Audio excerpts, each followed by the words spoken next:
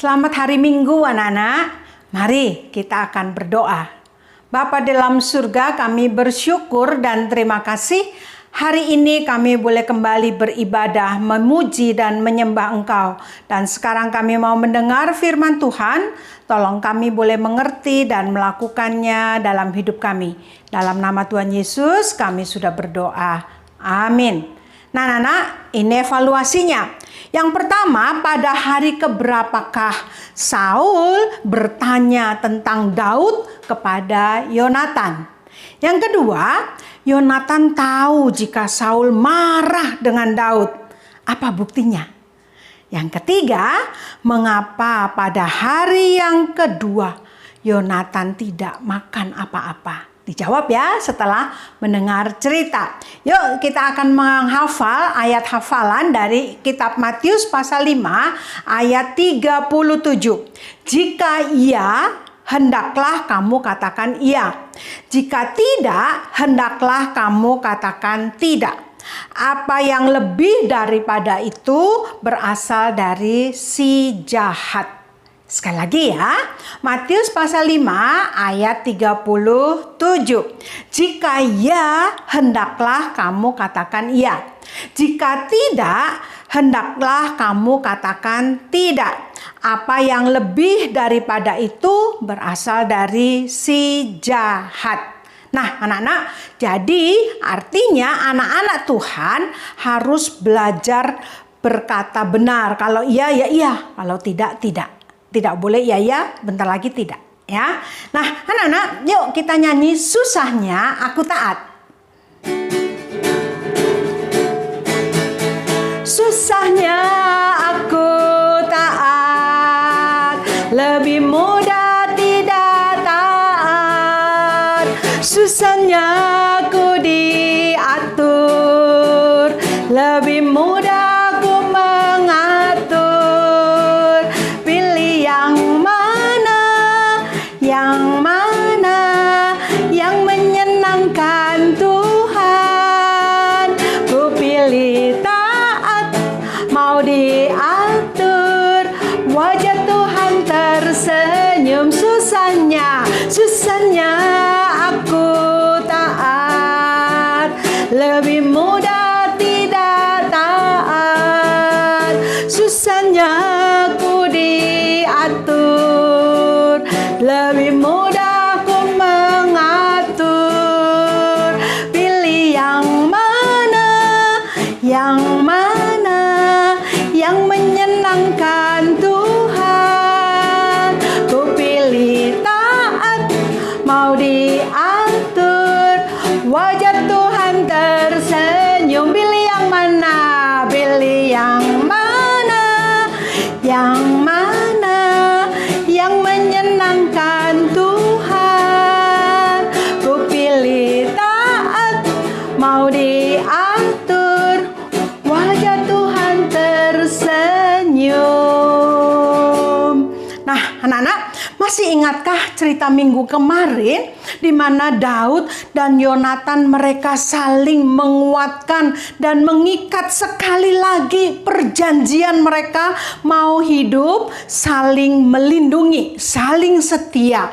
Nah, bahkan Yonatan sudah berjanji, "Hei Daud, jangan lupa nanti setelah bulan baru kamu harus siap-siap di balik batu itu ya. Aku akan memberikan tanda kepadamu. Apakah hal yang baik ataukah hal yang buruk?" Oke, baiklah. Nah anak-anak, akhirnya Daud meninggalkan Yonatan dan pergi ke padang sana. Nah anak-anak, dia sambil jalan, kadang-kadang dia noleh ke belakang. Dia lihat Yonatan juga masih di sana, dia lambaikan tangannya. Dia masih ingat betapa Yonatan mengasihi dia. Dan demikian juga dia mengasihi Yonatan. Nah anak-anak, maka bersembunyilah Daud di padang gurun. Dan di sanalah dia berada di tempat itu dan sambil menunggu datangnya bulan baru. Ketika bulan baru itu datang anak-anak, maka Daud menuju tempat di mana sudah ditunjuk oleh Yonatan di tempat itu. Dan disitulah dia menunggu. Sambil menunggu sepanjang hari, dia berpikir-pikir, Yonatan kira-kira menepati janji apa enggak ya? Aduh, kok belum ada berita begitu ya? Nah, Nana, apa yang terjadi dengan keadaan istana? Nah, di bulan baru yang pertama itu, Daud tidak hadir dan rupanya Saul tidak terlalu peduli. Sehingga makan bersama, rapat diadakan. Saul pikir ya mungkin Daud masih sibuk ngurusin prajurit-prajurit yang akan berperang. Jadi dicuekin. Hari yang kedua, kembali lagi Daud berada di tempat yang sudah ditentukan oleh Yonatan. Dan dia mulai menunggu dan menunggu. Aduh, semoga ya hari ini dapat kabar. Dan dia berharap-harap dapat kabar yang menyenangkan, yang baik. Aku bisa kembali ke istana, bisa bertemu dengan Yonatan lagi. Dia tunggu-tunggu sepanjang hari itu. Apa yang terjadi dengan istana, Nana? Nah, ketika rapat dimulai, makan bersama dimulai, Saul memperhatikan tempat Daud dan masih kosong. Daud tidak ada di sana. Maka mulailah Saul bertanya kepada Yonatan, Yonatan, ini Daud kemana? Apa-apa. Daud minta izin kepada saya, ayah. Minta izin apa? Minta izin mau pulang kampung ke Bethlehem. Ada acara keluarga katanya. Hah? Dasar kamu ya, anak yang gak pinter ya. Tahu gak? Daud itu anak Isai. Dia akan merebut tahta. Sehingga kamu tidak akan menjadi raja. Dia yang akan menjadi raja. Tahu? Makanya aku ingin membunuh dia.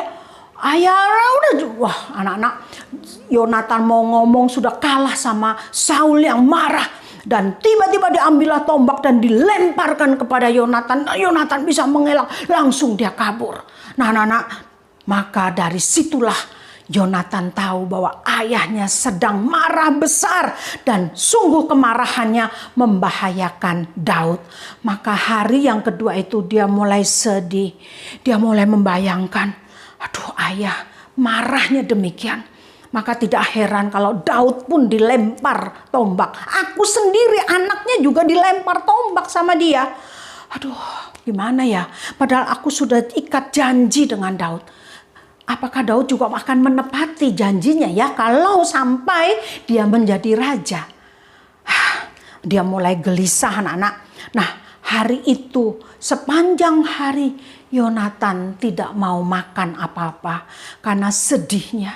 Dan dia membayangkan pasti ini Daud sedang menunggu di tempat yang sudah mereka tentukan. Keesokan harinya anak-anak, pagi-pagi sekali seperti biasa Daud kembali datang ke tempat yang sudah mereka sepakati. Dan mulai nunggu-nunggu, ini udah hari yang ketiga, kok belum ada berita apa-apa ya? Aduh, Yonatan nih kira-kira menepati janji atau tidak ya? Nah anak-anak, pagi itu Yonatan mengajak seorang budak kecil, katakan yuk kita ke padang, aku mau latihan memanah. Dan nanti kalau aku panahin, kamu yang cari, ambil anak panah itu ya, ambil bawa kemari lagi. Baik Tuan ya. Lalu mereka pergi ke padang dan sudah sampai di tempat yang mereka sepakati. Lalu budak kecil ini menyerahkan, ini Tuan, ayo silahkan memanah. Nah mulailah diambil anak panahnya dan mulai dipanahkan. Begitu jauh, ayo ambil cepetan, lari jauh ke sana. Anak itu sedang lari, sekali lagi Yonatan memanahkan sampai ngelewatin atas kepala anak itu. Jauh, jangan ngelamun, cepetan ambil, jauh sana, jauh katanya ya. Nah anak itu lari dan terus mencari anak panah ini. Kata-kata Yonatan ini sebetulnya mengandung kode bagi Daud bukan? Kalau dia katakan jauh, lari jauh, berarti ayahnya sedang marah besar dan akan membahayakan dirinya. Ya, nah, akhirnya budak itu mengambil anak panah dan mengembalikan kepada Yonatan. Lalu Yonatan katakan, dah ini bawa semuanya, dah kamu pulang, kamu kembali ke kota, ke istana. Ya, aku nanti pulang sendiri, aku pengen jalan-jalan dulu. Baik Tuan, ya. Lalu anak ini pulang ke istana. Dan tidak lama kemudian, setelah dirasa aman, Daud keluar dan katakan, Yonatan, terima kasih untuk berita yang kau berikan. Aku harus tinggalkan istana. Betul ya Daud, sangat-sangat membahayakan bagi kamu. Maka mereka sebelum berpisah, Daud berlutut di hadapan Yonatan sebagai tanda ucapan terima kasihnya. Dan mulailah Yonatan, semoga Tuhan menolong kamu, menjamin kita di dalam menjaga dan memegang perjanjian kita. Ya, habis itu Daud pergi dan Yonatan kembali ke istana. Nah anak-anak, Yonatan telah menepati janjinya kepada Daud. Apakah Daud juga kelak akan menepati janjinya pada Yonatan? Kita ikuti terus ceritanya.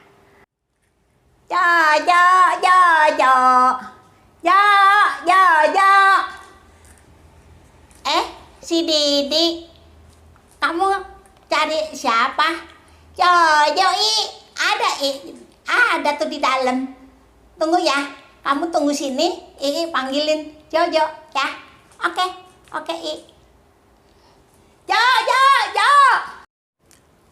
Jo, tuh ada si Didi di luar, Jo, lagi panggil-panggil kamu tuh.